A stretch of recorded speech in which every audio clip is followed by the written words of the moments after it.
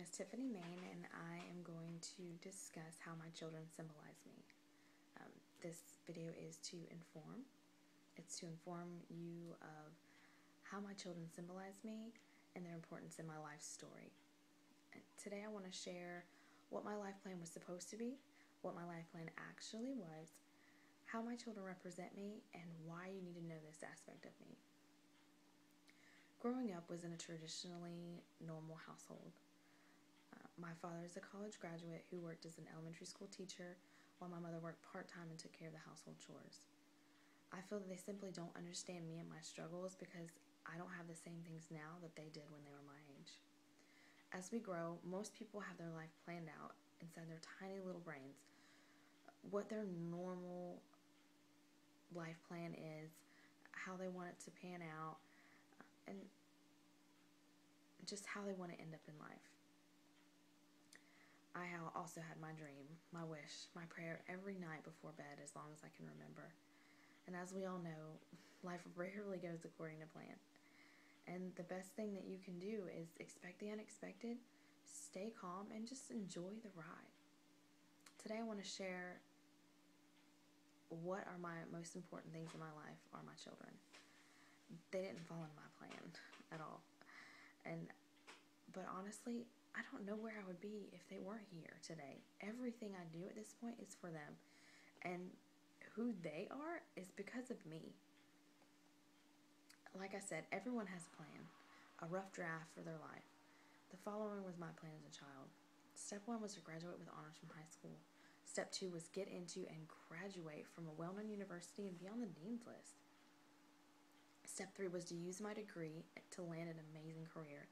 Step 4 was find Mr. Right, who also had his own amazing career, marry him, and buy our home together.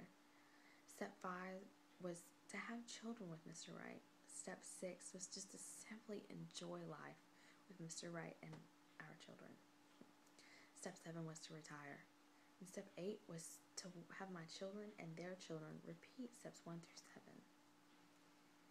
The way my life actually happened is a little bit different. Okay, a lot different. I graduated high school with honors.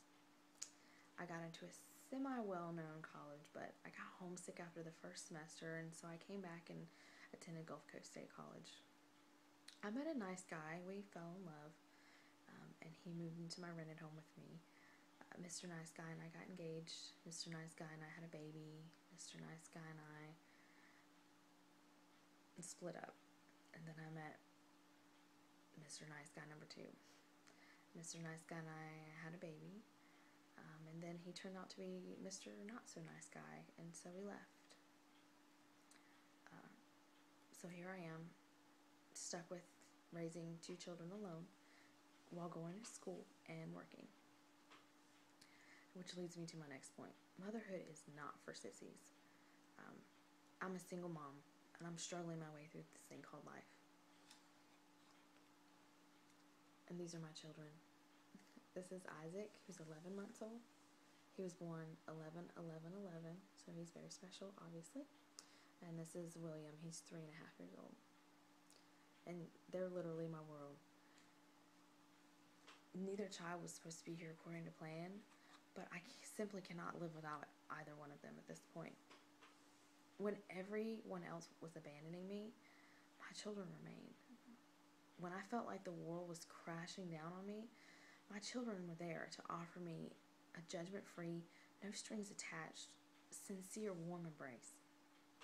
Why do you need to know this about me? Well, I just hope that you will understand simply more than what's on the surface of my struggles, so that you won't be so quick to judge others who may be in my shoes. I know that even though I've strayed from my plan, I will still get on track and get everything that I originally desired and more. I will be a successful, amazing, strong person, even if I'm doing it by myself and for my children alone. Because at the end of the day, they're all what it's about anyway. I hope the information you've attained today will give you a better understanding of who I am and how my children symbolize me. Things won't always go as planned, but you have to be the one to make the choice about your direction in life and where it's headed. You can choose to keep going or to change directions altogether. No matter what your choice is, you will be the one to live with each and every choice that you make. Life is 10% of what happens to me and 90% of how I react to it.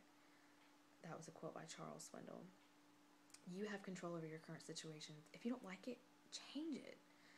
I'm a strong believer that if you chase after the right things, all else will fall in place. Even though my life is not flowing according to my original plan, I know I would not be the person that I am today had I not chosen to take the broken roads that I followed. And for that, I am thankful. Just as Philippians 4:13 states, I can do all things through Christ who strengthens me. I also believe that I can do all things through my children who strengthen me as well.